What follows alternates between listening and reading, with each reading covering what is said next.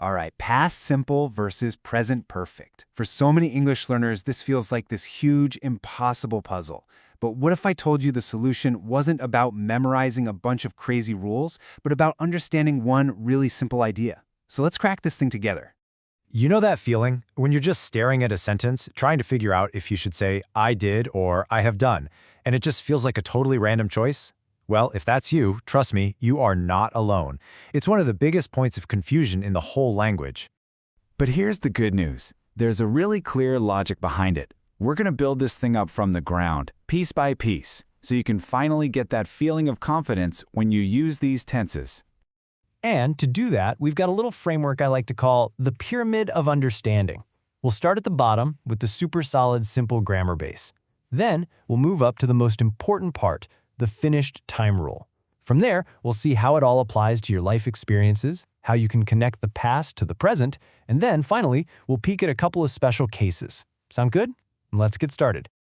Okay, first things first. We're at the bottom of the pyramid with step 1, building the grammar base. I mean, before we can even get into the why we pick a certain tense, we've got to be rock solid on how to even form it correctly. So the formulas themselves are actually pretty simple. For the past simple, it's just your subject plus the second form of the verb, your classic past tense, like I ate a sandwich. Easy. For the present perfect, it's the subject, then have or has, and then the third form of the verb, the past participle. For example, I've eaten 3 sandwiches. The key thing to see here is that difference, ate versus eaten. And just a super quick but super important reminder here. Has is only for he, she, or it. That's it. Every other subject, I, you, we, they all get have. That's it. Super simple. All right, foundation is poured. Base is set. Okay, let's climb up to the next level of our pyramid. Now this next part, this is the big one. This is the idea that changes everything. It's the finished time rule. You ready? Here it is. See, the real choice between past simple and present perfect, it's not actually about the action, it's about the time. Is the time period finished or is it still going? That right there is the whole secret. Okay, let me show you what I mean with a perfect example. The phrase, this morning. Imagine it's 3 p.m. in the afternoon. Well, the morning is long gone, right? It's a finished time period. So you use the past simple. I worked hard this morning. But now, let's say it's only 11 a.m. The morning is still happening. It's an unfinished time period. So you use the present perfect. I've worked hard this morning. You see that? Same exact phrase, this morning. But the time of day completely changes the tense you need. And you can actually look for little keywords that act like signals. Words like yesterday, last week, or a specific year like in 2021, those are like big flashing signs for the past simple. But words like today, this week, or so far, well, those are all about unfinished time, and they're your clue to use the present perfect. All right, we are moving on up the pyramid, step 3. And this is where we take that big finished time rule and apply it to something we all talk about, our own lives and experiences. So, when you ask someone about their general life experiences, you'll almost always use the present perfect. Have you ever been to Canada? Why do we do that? Well, think about it. Your life, it's an unfinished time period, right? I mean, you're still here, you're still living it, so that question covers your entire life up until this very second. But watch what happens the second we add a specific, finished time into the conversation.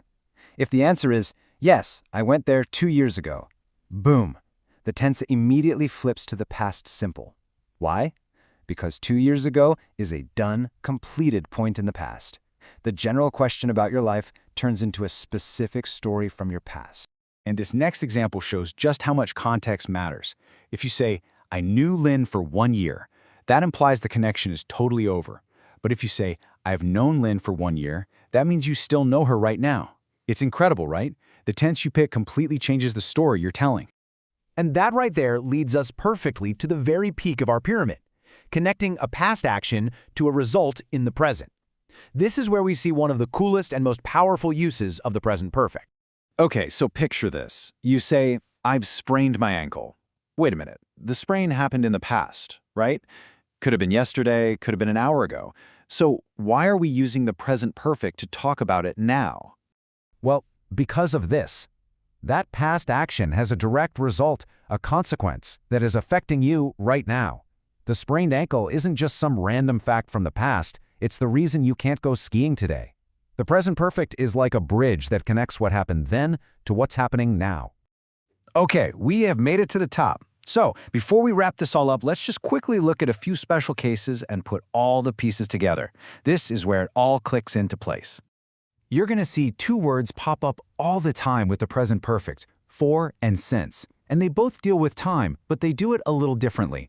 Just remember, for is for a duration, a period of time, like for 5 hours.